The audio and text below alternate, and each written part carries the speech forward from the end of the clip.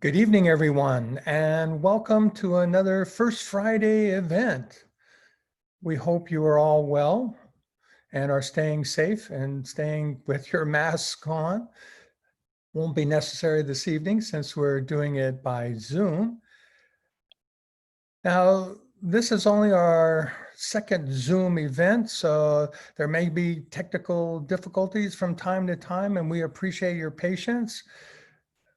This is a new way for us to present our First Friday events, and we're trying to do the best we can for you. And we have a wonderful program for you this evening. One thing I do want to mention is that throughout the event, if you have questions, you can type them in and we will present Julie, our presenter, with questions towards the end of her presentation. Now, everyone will be muted. There will be no video, so there will be no distractions with other folks coming in. You will just be seeing Julie and her presentation. So sit back in front of your computers, your iPads, your phones, whatever your electronic device is, and get ready to enjoy a wonderful program by Julie.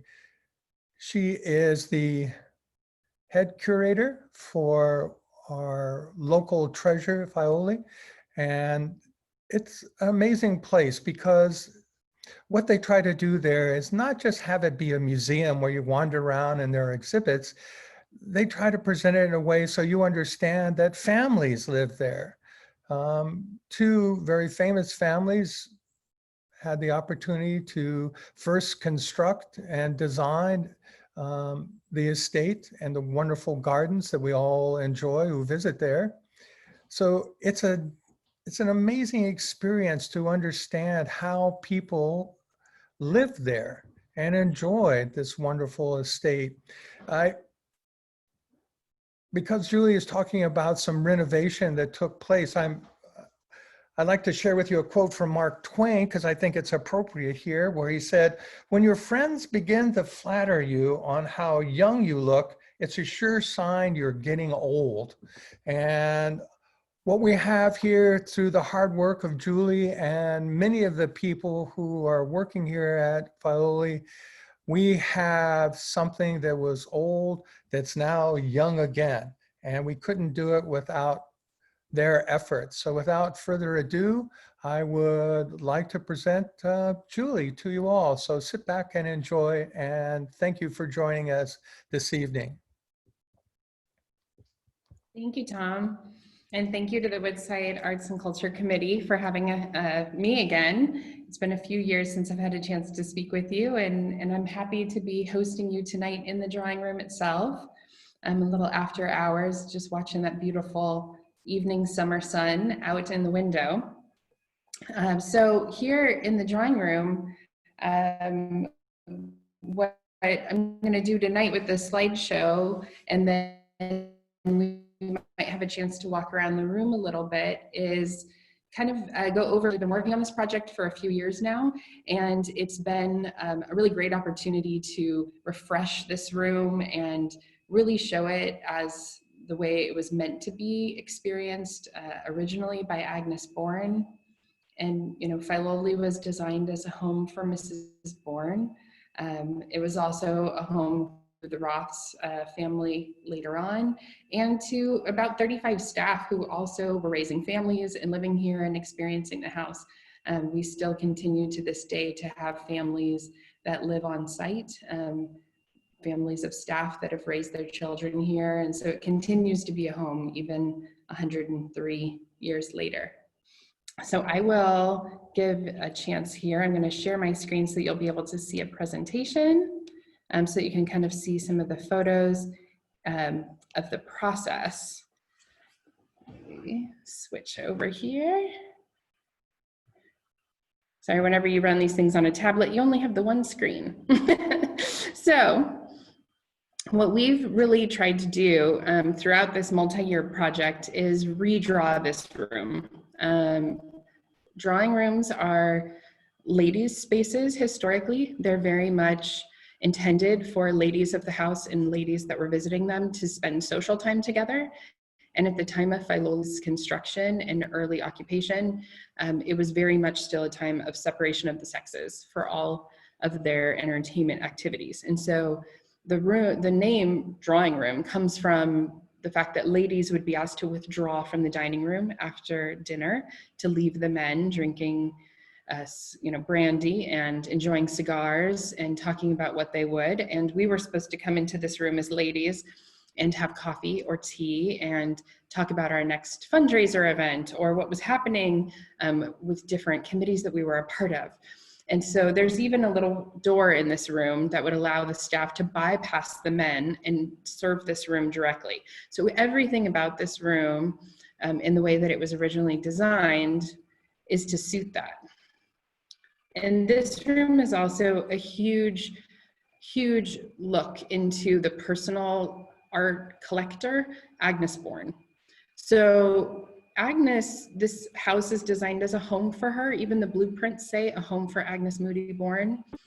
She had a lot of input on design decisions and on collecting furniture that would go in these 56 rooms. The house is a little over 54,000 square feet. It's 54,286 square feet to be exact. And that's 56 main rooms, 10 family bedrooms, and 14 staff bedrooms. And she already had a number of other homes that she was trying to bring furniture from, that she was bringing art from, to fill the rooms at Filoli. And what we really see is that the house is really a lot to do with Agnes as a collector.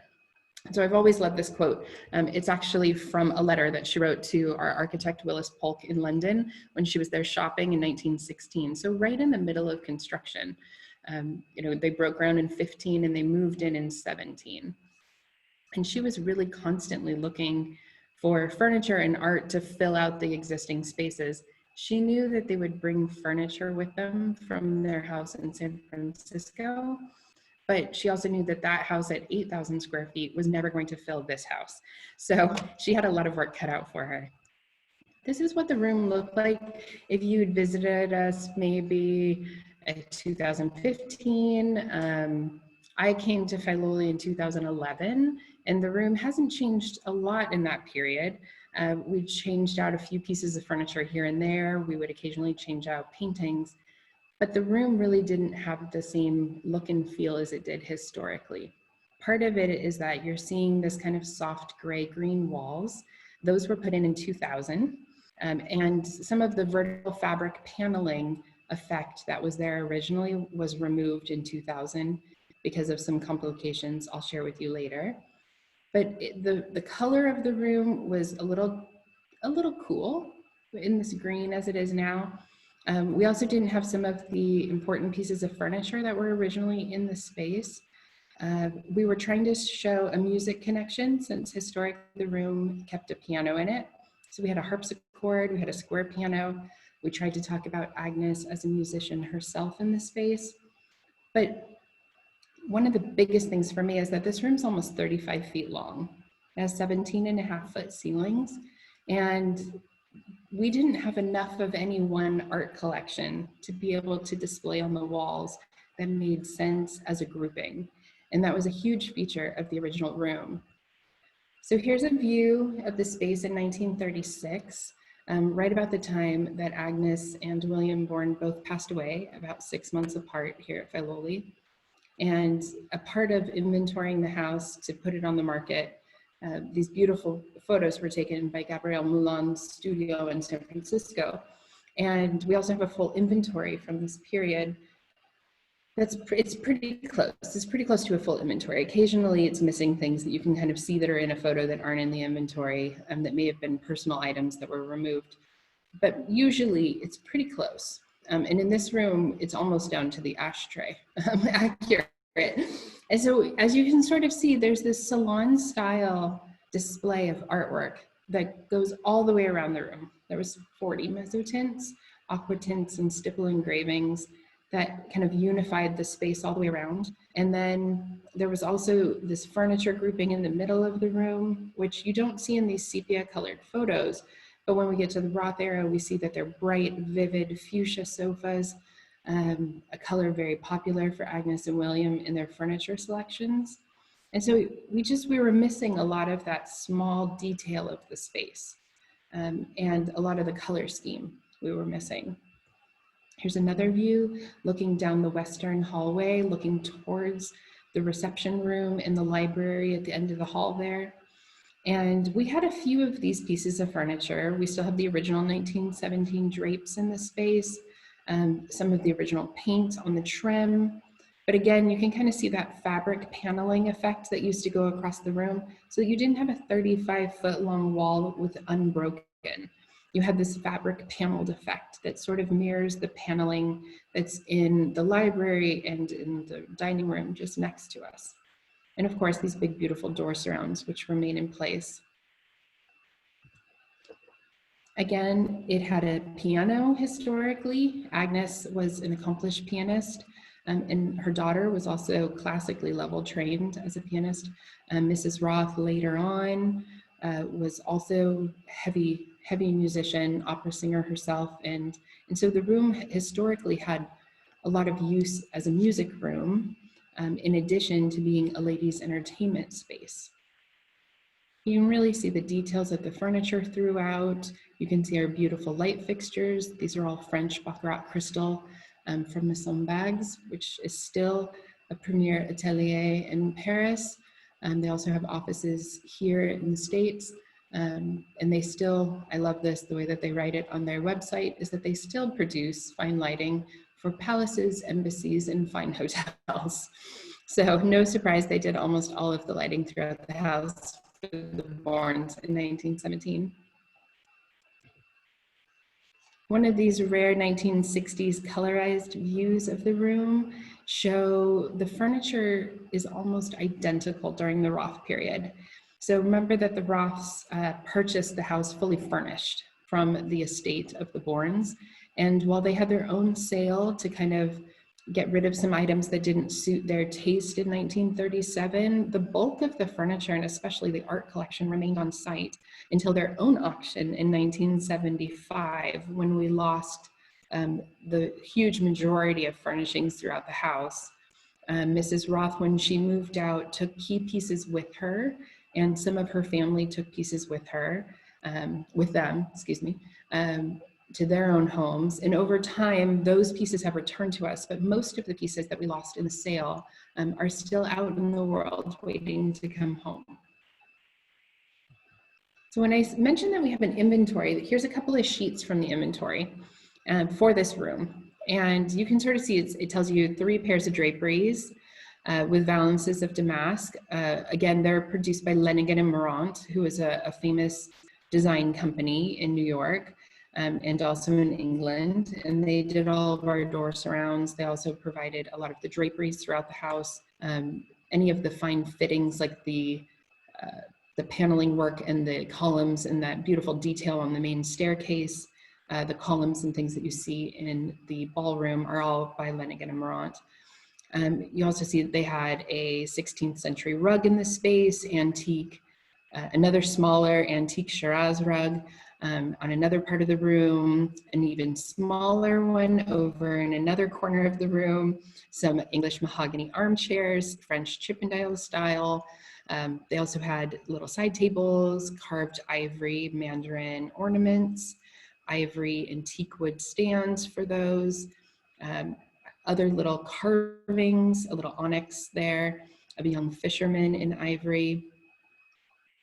They had this sort of detail for almost every room. Again, some rooms are a little light, but most of the rooms in this large binder are pretty detailed. And on the right, you can actually see one of the pages, a few pages down the road. This room is about 10 to 12 pages long in the inventory. It actually tells you there was a stipple in colors of Children at Play by C.W. White, 7x8 in a gilt frame. Master Lambton, Mezotint, A Young Lady Encouraging the Low Comedian by Northcote, engraved by William Ward, Mezotint, 1787, London, antique gold frame. So you can kind of see as the bank came through and they did an inventory, whenever they had details about something, they wrote it down pretty detailed. So what we ended up was, when we talked about starting this room as a restoration project, we had this gold mine of information in that there's about 30 different images of the room historically from different angles.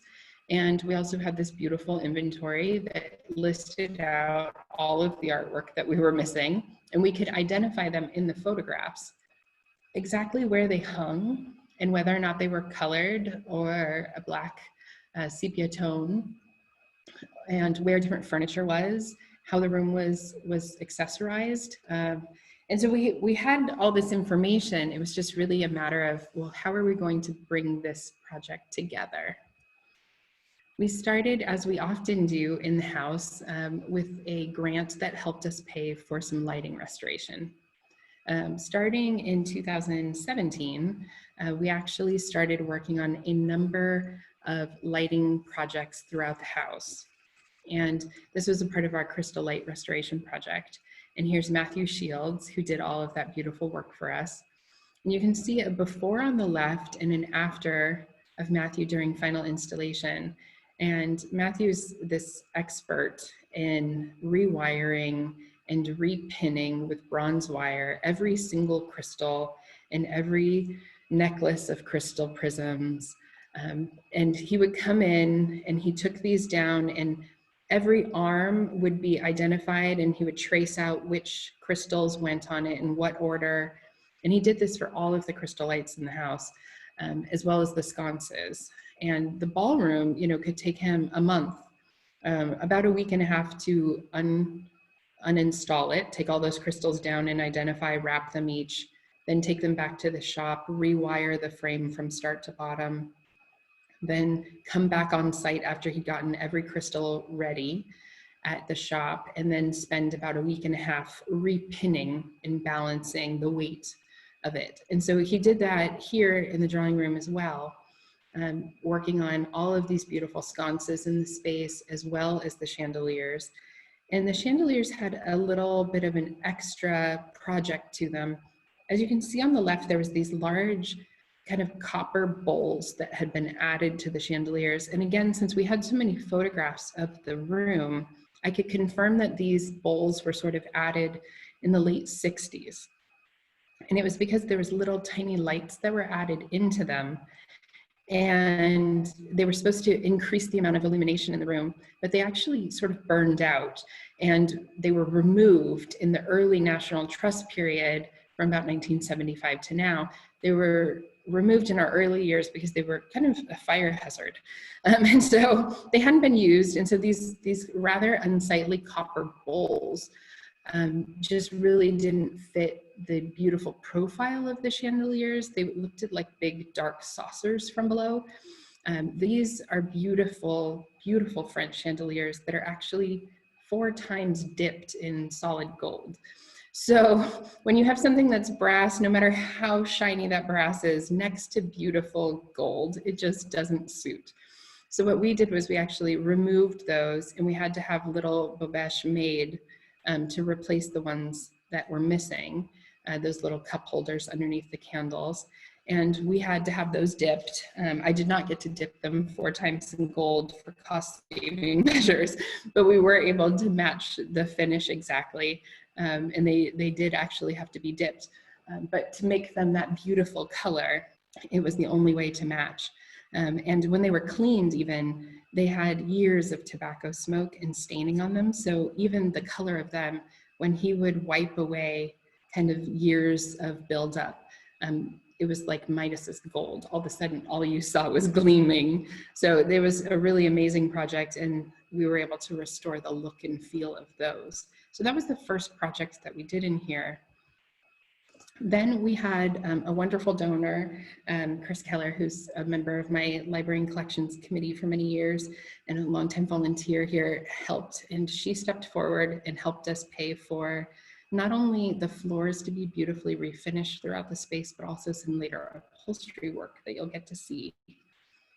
And again, this is a project where this is the second time in the modern era that the floors in this space have been refinished.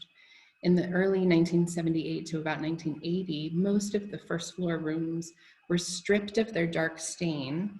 And as was fashionable at the time, you might remember that oak was all the rage in the 80s, especially light golden oak. And our beautiful smoked oak finish was just not in vogue. And so in a decision that we wouldn't necessarily make today from historic preservation, the floors were basically stripped of stain entirely and then just clear coated so that you were really just seeing this golden oak color. And the floors are a beautiful parquet pattern throughout. They're all this beautiful inlay. And so what you really don't see is just how beautiful that pattern is when they're stripped of their stain. When you get the darker color, you get more variation and the pattern really comes to life. But it's quite a large room. And so it's always a bit of a project when the guys are doing things like sanding. We have to protect all of the wall coverings. We need to protect all of the light fixtures. It also takes quite a lot of time on these hand inlaid floors to sand them and make sure that they're perfectly even, because every single piece of wood is a different exposure on the grain. And that's why you get such beautiful patterning, but it's also quite tricky to sand. And so we work with really wonderful Absolute Flooring, who does so many of our floor projects for us.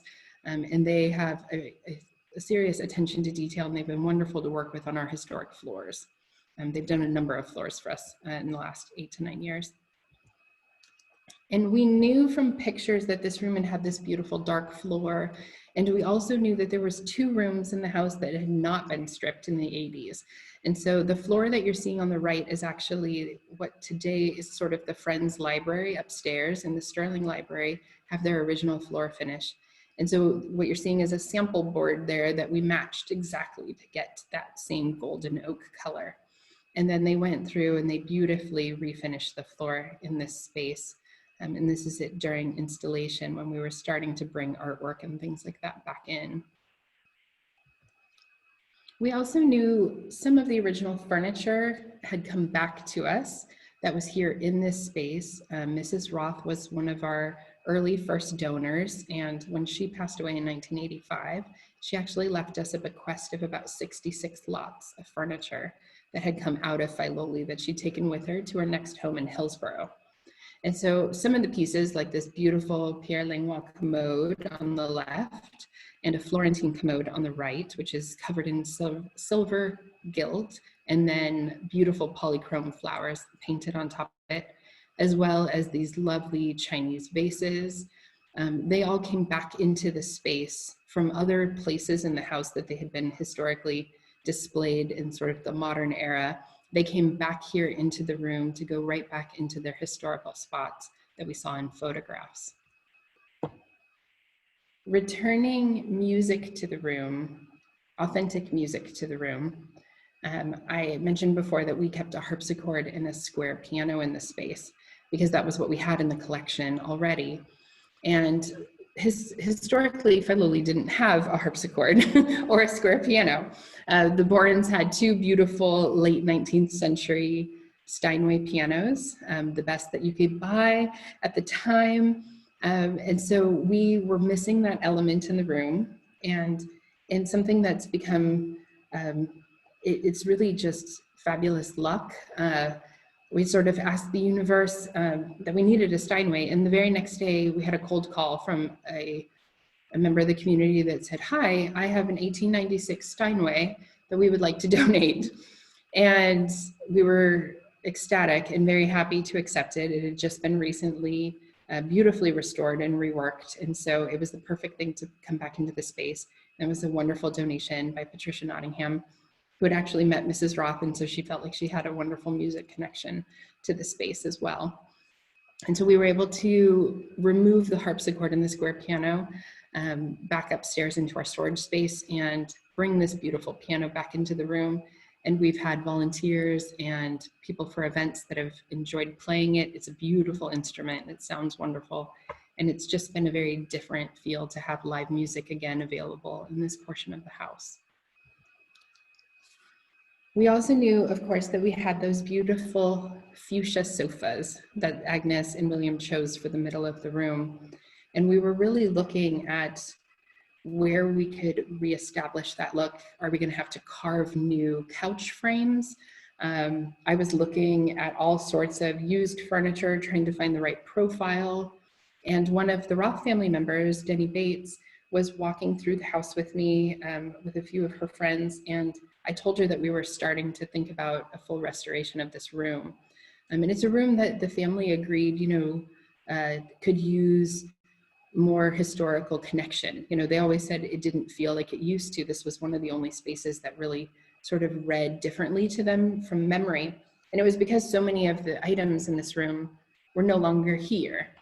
And so Denny said, I have a pair of sofas that Grandma gave me that when she got married in the 70s, she took out of Filoli to give to her. And she said, I've reupholstered them into this tropical fabric because she said they had a very mansion feel to them with the original upholstery that was there. And so she generously donated those back to us. And with Chris's support, we were able to reupholster those. And we knew that they were the same fuchsia as the sofas in the reception room, which is the one that you're seeing there on the left. And we also knew that when Mrs. Roth had those reupholstered, she had retained extra fabric. And when she gave us the sofas in 1985, she also gave the extra fabric from when those were upholstered. And so I had this bolt of 36 yards of historic damask that was a perfect fit. And whenever I went looking for fabric, I could never get damask that was the right color. I could get close to the pattern, but it really needed to be that fuchsia. And I took all sorts of measurements, and I worked with our upholsterer in San Carlos, and I said, how much do you need to do these 2 6-foot sofas? And he said, I need about 35 yards. I said, well, I've got 36 yards. He said, well, that might be cutting it a little close. And I said, well, you can't find out that you're short. So we sort of cheated, and you can sort of see these pink fabrics on the right. I did the underside of the cushions in a different fabric to make sure that he had exactly enough fabric to do all of the detail work on them. And I had him split the cushions again down the middle and do detail on the arms with a beautiful rolled edge and sort of a spiral design. That's very reminiscent of what's in the reception room. So we totally changed the look back to that very mansion feel of those sofas. The other big missing item, of course, was the Mezzotints. So there was this amazing collection of roughly 40 Mezzotints, Aqua Tints, and a selection of Stipple Engravings that Agnes Bourne had chosen for the room. And they were missing. They had sold largely in the 1975 Bonhams auction that was held on site. Before Mrs. Roth really knew that she was going to donate the property, she had this 4-day auction. Most of the art and furniture, all of which she didn't take with her to Hillsborough, sold. So we knew we didn't have it, and we had an amazing donor, Brad Parberry of Cavallini Papers, stepped forward and say he was interested in helping us restore this really important piece of this room. And we started working together the week of Christmas in December of 2018. And I shared with him that inventory that I showed you earlier. And we started hunting the world on auctions and dealers. And through his work, he had a number of connections with a lot of people. We sent out wish lists. We did our very best to try to find all 40. And we have found 37 to date. And then Brad allowed me to purchase about 5 extra prints that filled in some of the gaps.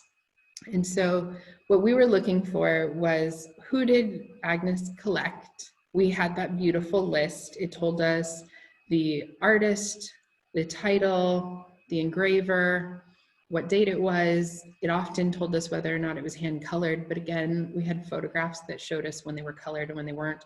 And whenever possible, when we were hunting for these wonderful images, Brad and I tried to find the best available and the closest to what was here historically. We both had a similar eye that we wanted them to be in beautiful condition, but we didn't want them to be perfect necessarily. They should look like they've been here for the last 102 years, but Mezzotints, Aqua Tints, and Stipple Engravings are 17th, 18th, and 19th century objects. So we also both strongly felt that they shouldn't look like they're bleached and brand new. They should look like they have a little bit of age on them, but we both really wanted to make sure that the color was still readable. So we worked with some paper conservators in Florence, Italy, as well as locally, to work on these to make sure that sometimes if something needed cleaning or mending, it was done, but that it wasn't overdone. We really wanted to make sure that these were beautiful and readable and had the same look and feel as when Agnes would have been collecting them. Now, Mezzotints were invented in the 17th century in Holland, but the English adored them and really jumped on them like no other, and really ran with it as a collectible. So think of these as sort of the poster collectible of the day. And they remain in fashion, especially for art collectors, through the 19th century until they're replaced by photographs. So it was really one technology replacing the other. And mezzotints are done by engraving an image onto a copper plate. And every pit mark and mark that you make with a stylus onto the copper plate is where ink is going to be held. And then when you print against that plate, the ink capacity based on your marks is what gives you depth of color. And then they would often go in and hand color these after the fact. Aqua Tints are invented in the 18th century in France, and it's a similar process except for an acid bath is used to etch the plate instead of only a tool being used. And then stipple engravings are an 18th century English invention, and they are a combination of etching and engraving.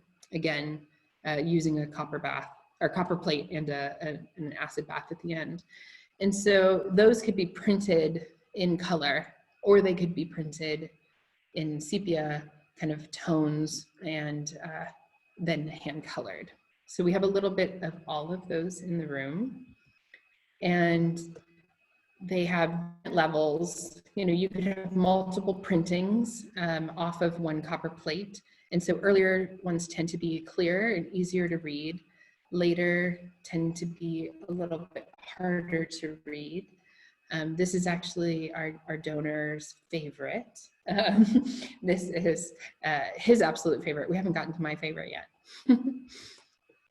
But what comes across in this collection, and what really came across when they started to arrive in bulk, as you saw, and I had them stretched out in one of the upstairs bedrooms, and I was sort of checking them in and starting to align them on various spaces upstairs with big notes, below them that was like, this is the west wall, this is the east wall, this is, either side of the fireplace.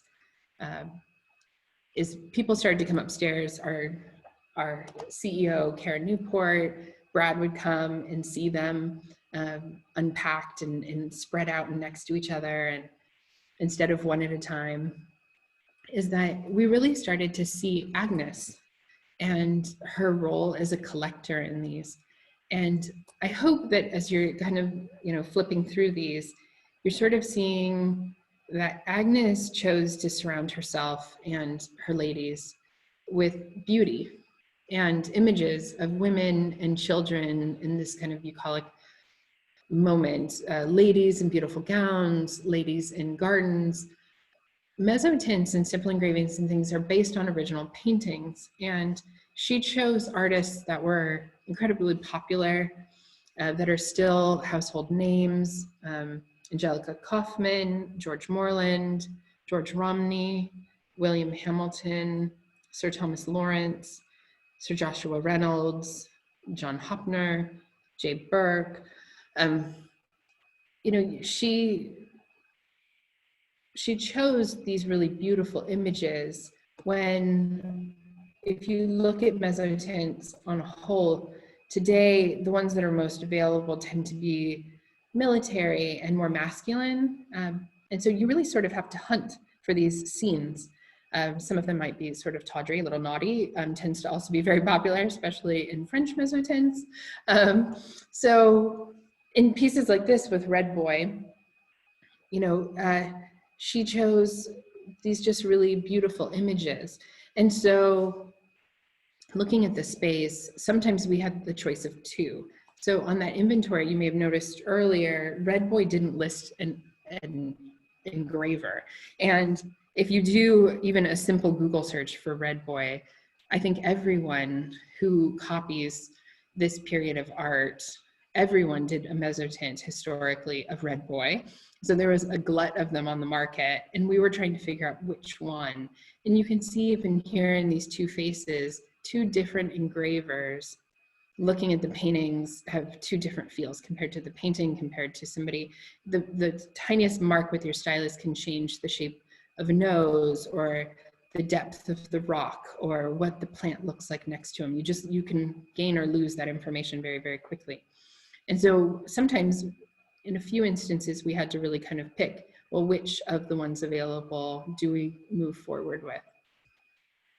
And this is actually my favorite. This is called Wood Nymph, out collecting firewood. So as we came through, we collected these, and then again, because of Brad's generosity and his connections in Italy, we were able to work with the studio shop of Giovanni Baccani, and they created these beautiful hand-carved traditional frames and French style hand-painted mats for all of the pieces throughout the room. And I created kind of framing sheets that we sent to Italy, showing them what the art would look like, what the measurements were, how many centimeters I wanted each mat to be. And I included a picture of what the historical picture looked like on the wall here. And then we chose frames based on their likability to those historical examples. And then it was hanging time when they all arrived, and you can see I used giant craft paper.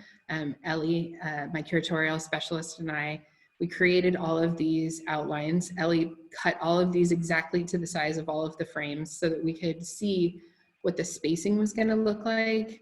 And this room, again, we have 17.5-foot ceilings, and the artwork itself is quite large in scale. And you can sort of see that Agnes hung the original room all the way, completely even in the historic photos, on the upper tier. She handled that whole room is centered kind of waterline style, which is exactly how we hang studio and exhibit shows now. She hung the whole original series that way. And then you can kind of see that as a collector, she couldn't stop. And she started layering other pieces below them down lower. And so those end up being hung differently than the upper tier.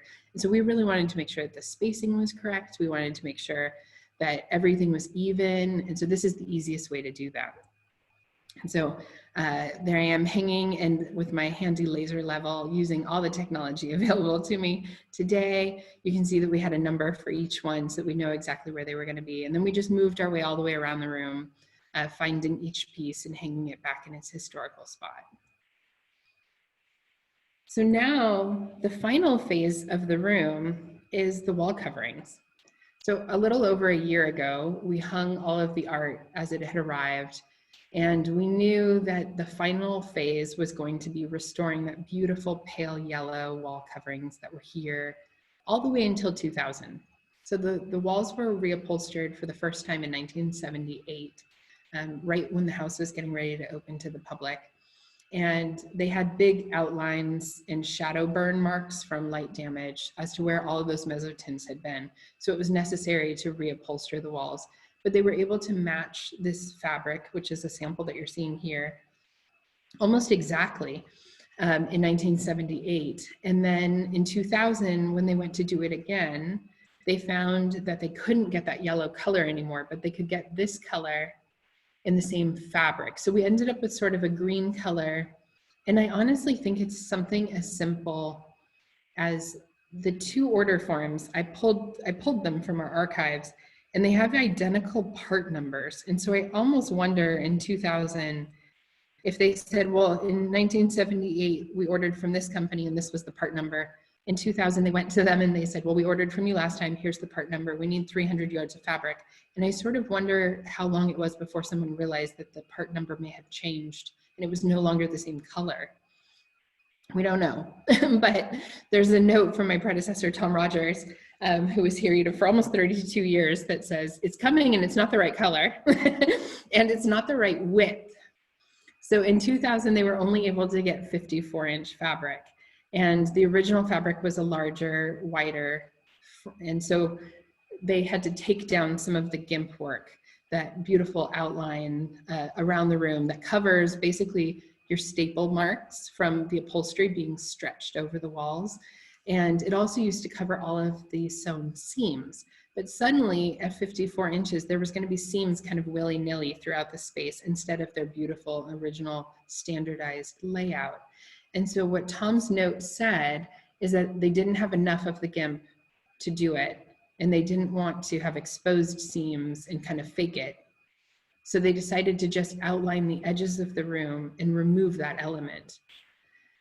And that really broke up the space, like we saw earlier. When you don't have this trim throughout, you really miss some of that detailing of the room. And this was the trim that was put on in 1917. It was reused again in 78, and then part of it was reinstalled in 2000. And so we knew we needed to match the original color again, and we needed to get enough of this trim. Almost 300 yards are needed to do the whole room properly. So we started hunting. I spent months hunting. I put out feelers to expand the search, and Brad actually, again, came to our rescue and had some connections, and we were able to have both the fabric and the trim just arrived during quarantine. They've been custom woven for us and have just literally arrived last week. 300 yards of the trim arrived. So now, this is what the room looks like today, but by the end of September, I hope that the room will be pale yellow again and beautifully paneled throughout with our lovely trim, and that all of this art will be reinstalled. And now you know what the end of my August looks like, because I will be taking down each of these paintings or each of these Mezzotints again and carefully stowing all of the small decorative items while the house is closed. So that's one good thing about this moment in time, is that I don't need to worry about guests coming through or how to reroute them, at least for this time period.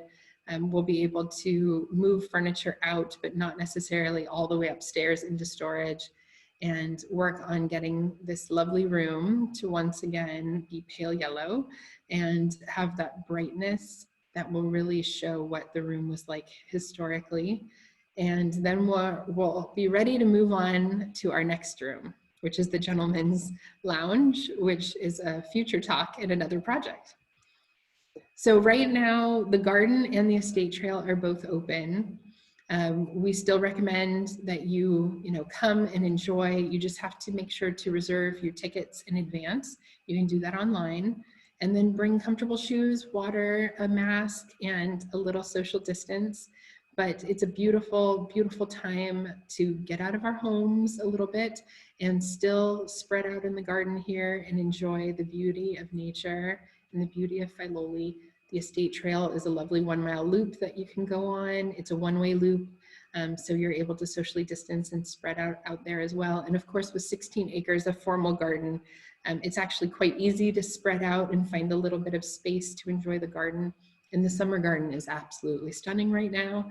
And especially on Thursday evenings, it's wonderful. We're open till 8 o'clock on those evenings, and you can grab a drink and a little bite to eat, and then enjoy a moment in the garden. If you're still staying home and you're not quite ready to venture out, you can visit us virtually. And we have a lot of content that we've been making throughout this whole period, with Instagram and YouTube, Facebook. We also have this visit virtual page where you can get to all of those links and be able to join us here, hear talks from myself or from our Director of Horticulture, Jim Salyards, or maybe catch a little bit of our nature education with Marianne, and really be able to experience Filoli even from your own home. So I'm going to stop sharing, and I'm thinking that you might have some questions that have popped up that Tom can ask me. Yes, we do. So a couple of questions. One, were all the floors in the house the smoked oak? Yeah, so originally it looks like all of the floors throughout were smoked oak. That's what the pictures look like. And if you're looking for something to watch at home during the shelter in place, if you watch Heaven Can Wait with Warren Beatty in 1978, it's a really early view of the house because it was the first movie that was filmed on site. And as you watch the film, you'll see all these beautiful dark floors throughout. And then a couple other questions here. One, are all the draperies original? And if not, have they had work done? Oh yeah. So we're fortunate, and it's actually very rare in a historic house setting like this to still have your original draperies. And the dining room, drawing room, the reception room, the library are second generation. They're Roth period, not Bourne period, but they're family era. And then the study, Mrs. Roth had installed right at the end of their period here. And then the ballroom are also original to the Bourne period. And then we have a few others that are sort of in that late Roth period upstairs that are in some of the bedroom spaces. But the ones upstairs, because they haven't had the same window film, we have a UV film coating on every pane of glass on the first floor. And there's thousands of panes of this UV film that gets put on the windows. We started doing that in the early 1980s, and that helps block some of the ultraviolet and infrared that comes through from sunlight that damages objects. And so we have that film on almost all of the windows on the first floor and on some of the windows on the second floor. But the bedrooms upstairs that haven't had that film for the last 45 years, some of the silk drapes that were sort of up there that weren't in great shape at the end of the Roth period are pretty shattered now. And we've basically taken those down. I usually cut out like a whole sample of the pattern, and we take really detailed measurements and photographs and detailed drawings of like what the pleating style was, and we save any hardware when those get retired. But the ones down here have actually had some as many as 2 different campaigns of heavy conservation work in the last 45 years. So the first patterns, we sort of had a conservator on site in I want to say it was about 1985 that the first round happened throughout the house. And they actually worked on all these historic drapes. They relined them, gave new muslin, a sort of a sacrificial lamb on the back side of it that could take any light damage that was going to happen and replace what had been there and make some repairs. And then we're starting another campaign in some rooms. For the last 3 years, maybe 4 years now, we've been working on the reception room drapes, and those are going through full restoration work and a lot of repairs to splits and tears. And then those are a treadle loom chenille with a gold thread. They're exquisite pieces of fabric. And then all of the trim detail on them is actually in the traditional French fashion, done on these machines that honestly make like a meter a day, and they're still bicycle driven. Those trims are incredibly delicate, and a lot of them are made out of silk thread, and so they're pretty friable. And so they split and kind of break easily. And so often our conservators will take new silk thread and kind of give them new seatbelt anchors to hold them on and restore some of the color to them. And so each of those drapes can take as little as 4 months of hand sewing and as long as 6 to 7 months of hand sewing to repair. So we're on the last panel right now. So if you've come through in the last few months, you may have noticed that we're missing one of the panels, but all of the valances have been done and all of the other panels have been done. And when they come back, they're almost 3 inches shorter, and they don't have any splits or tears anywhere, and they really stand up very straight and ready for their next 100 years. Fantastic. I was wondering if people were wondering if you could maybe, if you're on your iPad, if you could kind of walk around and show some other aspects of the room. That's what's sort of fun about having these tablets to do it with. So I'm going to take you on a walkabout here. I will try to go slowly so as not to make you a little motion sick. So here on the dining room side, I can sort of show you, here's our new trim fragment that just arrived. So you can see the historic one along the door there. And this is the newly woven pattern. And we were sort of hanging it on the back of this art right now to kind of show in the pictures, that's right where the first one is. So they were about 64 to 74 inches apart. And some of the pieces, like this is Miss Ferran. This is Brad's favorite piece. He loves her whole outfit. And she's so very proper. And there's great stories about each of these. You can see those beautiful mats. So they actually kind of watercolor in those inset detail. And then some of them have a gilt detail, like Juvenile Retirement here has a beautiful bold gilt page applied. So these French style mats are really beautiful in their own right, in addition to the exquisite artwork. And I do love La Rose here was one that was really tricky to find. And Brad kept looking and I kept looking, and it was a part of a set with one called La Main, which is right here nearby. And they're both these lovers in gardens, lovely, lovely scenes, very romantic. And we have now 3 of these because Brad kept finding one that he liked better, that I couldn't disagree was in better shape. So we've collected a number of these, and so we'll use those for educational purposes and to kind of talk about them where we couldn't find things that were an exact match. So here, I looked at those historic images of what Agnes kind of kept on the mantelpiece, and what she had was a lot of her white china with just this kind of bisque finish on it, her Blanchine porcelain, and a lot of it is French soft paste porcelain, very early.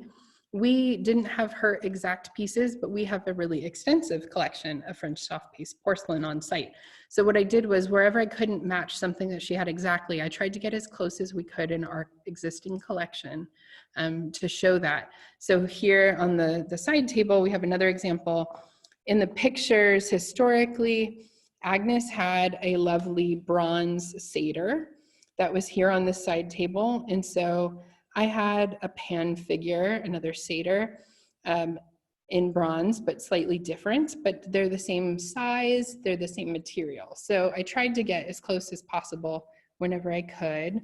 We also had some lamps made to match ones that were in the room. And again, Matthew Shields made those beautiful lamps for us and rewired everything.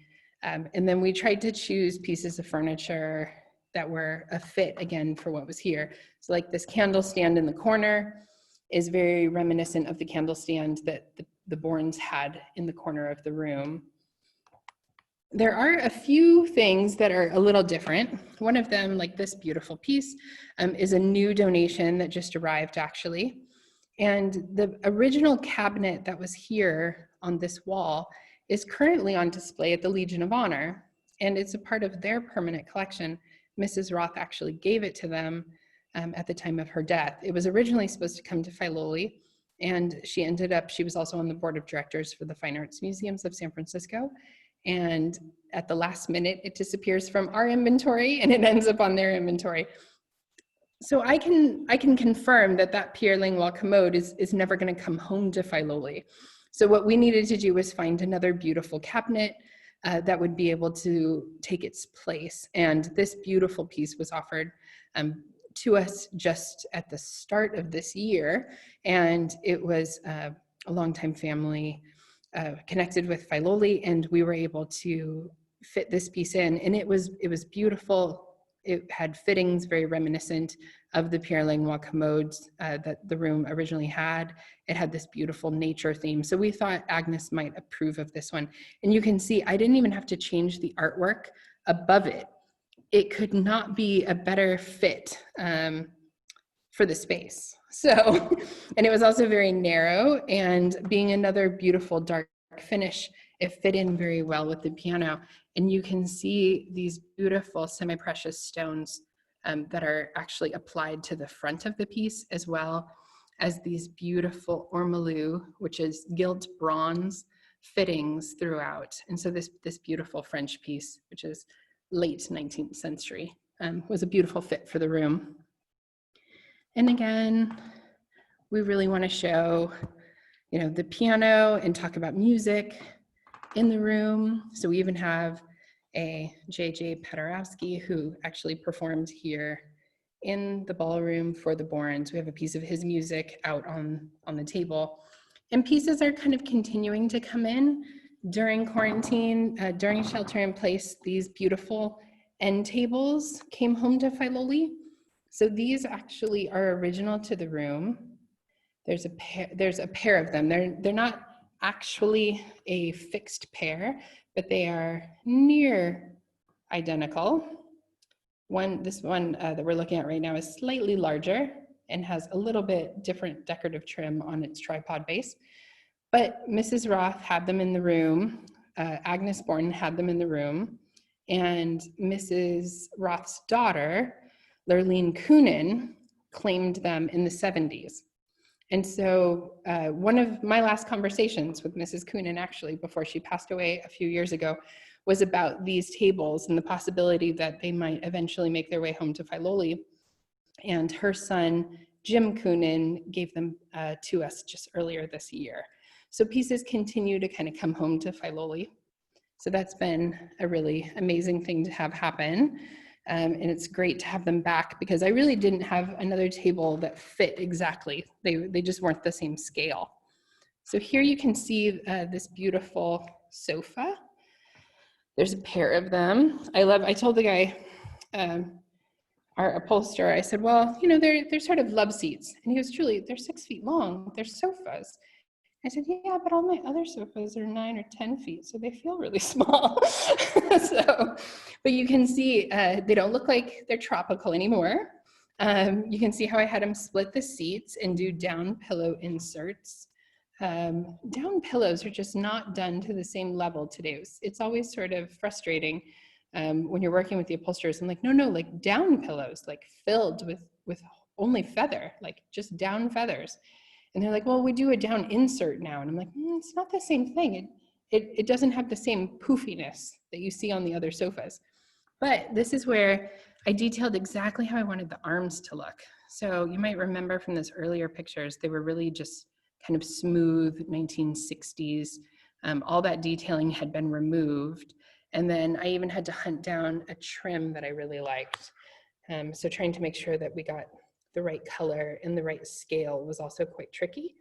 So these are the little side projects that I actually adore and can be incredible time sinks, but really rewarding when you get to see the sofas back in their spot. Do we have any other questions, Tom, that I can point out? The only other question that we had here was regarding the manufacture of the chandelier and the sconces. Oh yeah. So here you can sort of see one of them, one of the chandeliers up top here, as well as the beautiful sconces. So there's 4 sconces in the room. They're about 3 feet tall. The chandeliers are roughly 55 inches tall. They're a lot narrower. They're one of the smaller crystal chandeliers in the house, only being about 3.5 feet wide. The chandeliers, by comparison, in the ballroom are almost 7 feet tall and almost 60 inches wide. So these are always a faster dusting. They are made by Maison Bags in Paris. And they were made originally for Born's custom house. And they have an office in Beverly Hills. They were actually quite funny because I called them and said, we wanted to do some restoration work. And they basically said that they don't do restoration work and they don't have parts available for restoration work. Because I was looking for those, we needed, I think it was 14 Bobesh. So I said, well, can I look through the catalog? If there's another chandelier that is still in production, maybe I can get a similar piece. And nothing was quite exactly right. We ended up finding something through one of Matthew's connections. And then again, like I said, we had to have them dipped to match the finish. But it was sort of amusing because I said, well, how do you know, what happens when one of your clients needs them repaired? And they said, oh, they just buy a new one. And I said, well, mine are over 100 years old. I don't want to buy a new one. I also don't have the funding to buy a new one. I'm quite fond of the historic ones. So, but yeah, they're exquisite. And they did almost all of the lights throughout the house. And we know that because we'll often see their B stamped into the metalwork on the frames. So we know that that's their hallmark, and we can always identify their pieces, as well as most of the sconces and things throughout the house are very similar to pieces that they have in production today on their website. And you can see that like it's 90% the same, and then maybe just a little bit different in one detail. And so they're often using their historic archives, which they've been keeping since the 1860s, I believe, to do their drawings. And they do these beautiful gilt bronze fittings still on many of their light fixtures. They still make them traditionally the same way that they have been for the last 150 plus years. Well, Julie, I just want to thank you again for finding the time to share with us this amazing endeavor that you have there, and this incredible treasure right in our own backyard here. We're fortunate enough to live so close. So once again, I just can't thank you enough for taking the time out of your incredibly busy schedule, just trying to find things to put back in their place. So please accept our great appreciation for all the work that you and the rest of the Filoli staff are doing to help preserve this national treasure. Oh yeah, I definitely couldn't do it alone without the support of our facilities department, our interpretation team that helps tell the stories in the room as well, as all of our development team that worked with over 50 donors to make this project possible. The National Trust for Historic Preservation for helping pay for some of the restoration work as well. Without Brad helping recreate this collection, the room would still look like sort of a fancy hallway. It just doesn't have the same feel as it does when it has all the artwork. So thank you for Woodside Arts and Culture helping us share this story and being a supportive neighbor through all of this.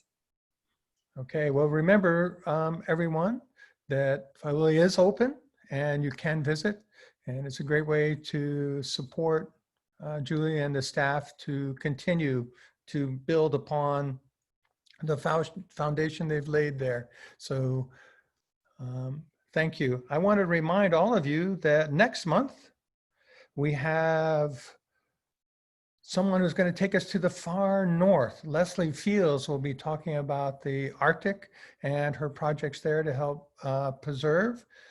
And thank you all for joining us. And you know, it's just amazing when you think about the wealth that was involved in the original planning and constructing of Filoli. And so I'd like to end with a quote from Andrew Carnegie, who said that surplus wealth is a sacred trust which its predecessor is bound to administer in his lifetime for the good of the community. And we can certainly thank Mrs. Roth and the National Trust to make sure that the wealth that is this treasure of Filoli has been continuing to be a part of our community and be a wonderful place to visit. So thank you all, and I hope you stay safe and healthy, and we'll see you next month for another exciting First Friday event sponsored by the Woodside Arts and Culture community. Thank you. Good night.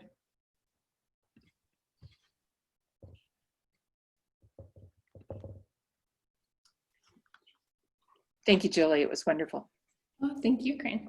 You had a couple of comments saying that they were wondering where the Mezzotints, where you actually purchased them. Oh, yeah.